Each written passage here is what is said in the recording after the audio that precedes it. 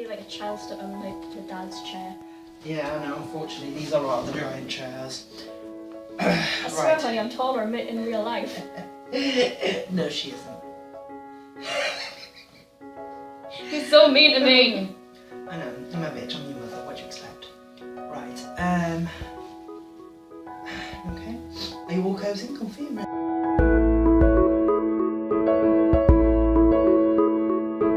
Hi everyone, and welcome to another Tina Talks, and today I've got a special guest, my drag son, Arin Cox. Hello. And we're here to discuss gender identity. Now, I identify as gender neutral, which I've already done my gender tag on here about, and you can go and watch that. I'll leave a link in the description. And Arin identifies as gender non-binary.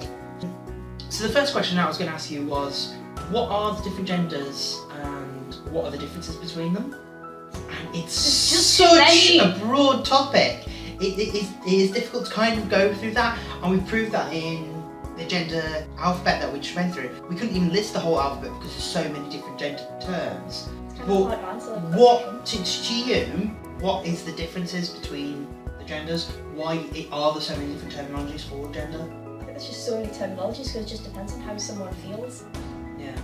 Like a person's gender is just how they feel on the inside. Mm-hmm. That's why it's like there's a spectrum, not a line. It's everywhere. Yeah, pretty much. I think a terminology that we were discussing earlier was, because I want to kind of do a gender spectrum and like write it all down, but then realise that there's so many terms that are covering the whole thing, and some that are in multiple aspects at the same time, and some that are similar to each other, that they kind of can't be put as being higher or lower. That I was kind of describing it as a gender glamour. I think and you came up with the gender nebula, and I think that works so much better. That it's gender nebula because it describes it so well. Gender is such a fluid and evolving thing that you can't label it quite correctly as a list or as a spectrum where things are constantly growing. It's constantly growing and moving. You just can't do that.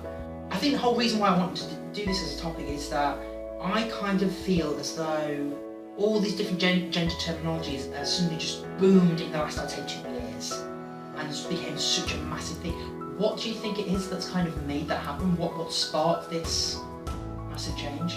One word. Yeah, Tumblr. Tumblr. Okay, explain that then. Why do you think Tumblr is to blame for gender identities becoming such a thing? That's kind of how I discovered my own gender, really. Yeah. It's because it's all blogs. Everyone can talk about their personal experiences. They're all together. Other people on the gender spectrum are getting in contact with other people, explaining theirs, bringing it out there of what their gender is, and other people might watch and go, yeah, that's how I feel. That's how I did. Yeah. We were a sheltered girl growing up. It was only the two genders that we learnt about.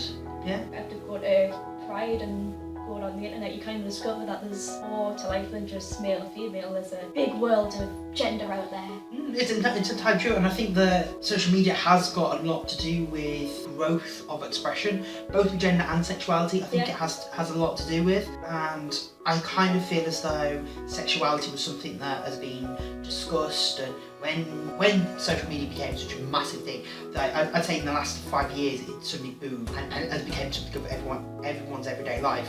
And I think at the start of that, a lot of sexuality was kind of emphasised with that because we all know the internet is just one giant sex room. To be fair, Everyone's sex is doing it everywhere. Whether it's people having sex, talking about sex, or whatever, sex was a big thing. Now that it became kind of a bit more everyday and normal, other things are starting to be explored more, and I think that's where genders came into it. And personally, I think that things like Caitlyn Jenner, and I think bringing so much attention to it by doing it the way that they did, it's made us pick up on other people like Arin Cox, and there's so many different transgender people are being identified and highlighted. They're always there. They've always been there, and it's the same with the genders. All the different genders have always been there. Just a case of it's been highlighted so much that people are starting to question more themselves and think, I can actually do this because I can actually do okay in life by this. Because my own experience is that from about the age of 16, I questioned my gender identity to the point of I didn't know if I was trans. I had that feeling that I thought I was. It's why I discovered drag, because it was a way that I could express my feminine side. And I pushed it back for years because I didn't want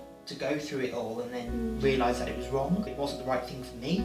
Not that it's wrong because it isn't, but just that for me it wasn't the right thing to do. And it was only by things like Caitlyn Jenner and Arin Cox and seeing all this press around trans issues and more of the LGBT plus community discussing trans issues made me start questioning it again. And that because I was in a really good relationship with Chris and felt really comfortable that I could question it, and I ended up coming up with the term that it wasn't the fact that I wanted to become a woman, I wanted to be somewhere in the middle. Yeah, it's kind of and that's when I then discovered. I think yours is similar and different to mine at the same time, because when you say it was about 16 you started working on it. Yeah. As far as I can remember, I've always been hard, like non-binary. It's like always been a thing from a young age, and feel like I've fit into one side or the other. But because I've got loads of friends who are all different parts of the spectrum, I was starting to wonder, where do I fit in on this? Yeah. So the first term that I found was demigirl and demisexual, and I thought, oh yeah, that sounds good. And then I started feeling, with that term it's more, yes, I'm male assigned, I identify female sometimes, but I still have like the male brain now and then, but still, I'm kind of still saying I'm more on the female side, whereas I see myself fluctuating between the middle bit. So then I discovered non-binary, and I felt like that suited us more down to a T than anything else, and told all my friends, and they were like, yeah, that's pretty much in a nutshell. It sums you up, yeah, pretty much, entirely. And it did pretty much when I came out as gender neutral, everyone around me said that I totally understand. Everyone knows before you do. It was the same as when I came out as gay, and it pretty much came down to something that my mum has always said, was since about the age of about 2, she always knew that I was either going to be gay or transgender. Like, she knew that there was going to be some kind of change from sexuality in my gender in one way or another, whether it would be fully one, fully the other, or a mix of the two. So when I came out as gay, well, as I said in my coming out video, she always knew that from a very young age. It was only around about 16 that I started to actually question my own identity, because the thing is that I'm one of the very lucky people that I grew up in a household where you be who you are, you do what you want to do, it's your life, as long as you're happy, that's all that matters. And that was something that was very much pushed on me all my life, was be who you want to be, as long as you're happy. And I think what that resulted in is that I spent the first 15 years of my life not questioning anything. Whereas I think a lot of people, because they are pushed to be something, they know that that's not right for them, and they question it. Whereas I was blissfully unaware, blissfully happy.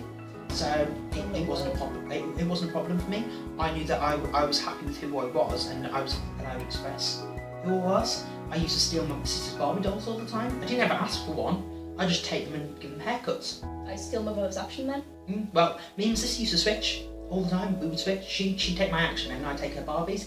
Well, not all of them. I'd take a few of her Barbies and I'd play with her Barbies. She'd take my action men to make them as boyfriends of her Barbies, sort of thing. She would still, but there again, she would also do things like she'd play like wars and things like she liked that sort of side of it as well.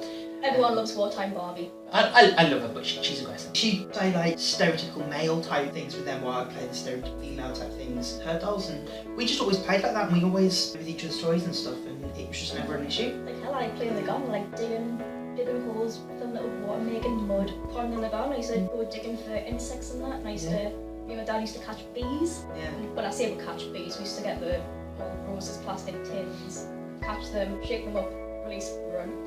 That was where I come from. There's not a lot to entertain yourself. Oh yeah, no, I totally understand. Like, one of the biggest kind of conversations that are going on at the minute with the whole transgender kind of spectrum is issue around bathrooms and changing rooms. Oh, this comes up loads of times. One of the stories that I'm kind of picking this from is there was a story that's gone all over Facebook, all over, is the story of a trans girl, so was male, now female, in an American high school who was basically told that she couldn't go into the female toilets because the girls did not feel comfortable because she had a penis. Boys didn't like her going into the men's room because she looked like a girl. So, and she was kind of trying to fight it with the school to get somewhere where she could go. And they turned around and said that she can use the disabled or family toilet.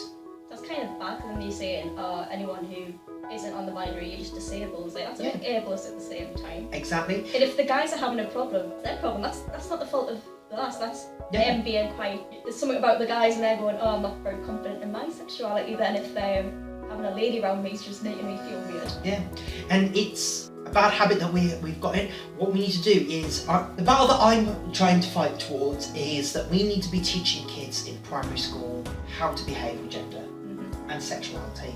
And we need to be pushing it down at that. I'm not saying push it down their throats that they've got to label themselves as something outside of the norm, but that we need to be teaching them that there are different options and that they have to be accepting of these, and I think that is one of the places that we need to be doing it. We need to be having mixed toilets, male and female toilets, in primary schools. Stop having urinals completely, just cubicles, and it's just every boys and girls go to the same one. It works a lot better.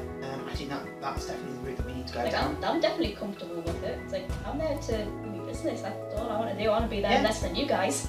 You're there to have a shit or have a piss, that's all you're there for. If you want to come you're not there to have sex, or one of the things that I always get questioned about, now that you're doing drag as well, I kind of want to discuss it with you. A lot of people question the fact that I do drag, then identify as gender neutral. And they question the fact that with gender neutral, I'm middle, but then I do drag, which is very female, so do I not identify more as female? So in your terms, like, how do you feel with being a drag king?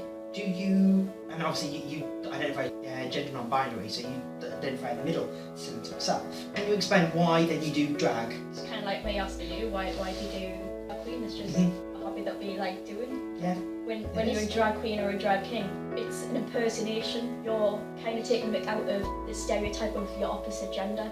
Yeah. So you're wearing boobs because women equals boobs. Yeah, more the merrier. I'm binding down because you generally don't really see men with E cups. Usually, I've been down to South Shields on a beach on a summer. Some things you don't want to see, kids. Yeah, some of those men really do need to wear bras. It's just part of the. It's part of the costume. Like, I've done it with cosplay. If I'm cosplaying a guy, I will use my binder to look more of the part. Yeah.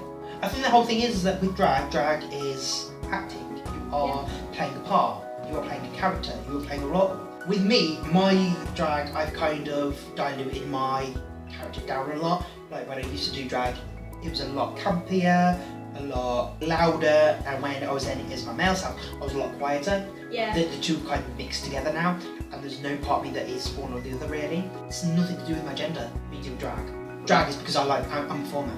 I like to entertain, I like to play a character and do all this, and there will be times where I will do an act where I'm very campy and queeny and diva and whatever, because that's the character who I am, but I'm not that all the time. And similar why I do drag, like you know me personally in and out of the drag. Yeah. There's no difference in my character whatsoever. I'm exactly who I am. Oh yeah, totally. I am a cunt in and out of drag. Yeah. That's who I am. I can't take it out of this. But being non-binary, it does let me feel more accepted in the community when I'm presenting more male. Yeah. So it lets me, I get to act out how I would like to act out in reality. It's just the difference between me and as Arin and me as Ellis is. I've got sideburns and beard and socks down my pants. It's the only difference. Yeah, so the whole point of this is that I'm trying to put out as much awareness as I possibly can about gender identity. It's something that is being talked about a lot at the minute, and we need to put as much light on it as possible to bring it to the forefront of conversation. So thank you very much for watching. I hope you've learned something today. I know that we've certainly learned a lot of things today, and we will continue to learn because we learn something new every day. Thank you so much for watching. I'll see you again. Yeah, she, him, it'll always be back. I'm always here. It's always around. Bye.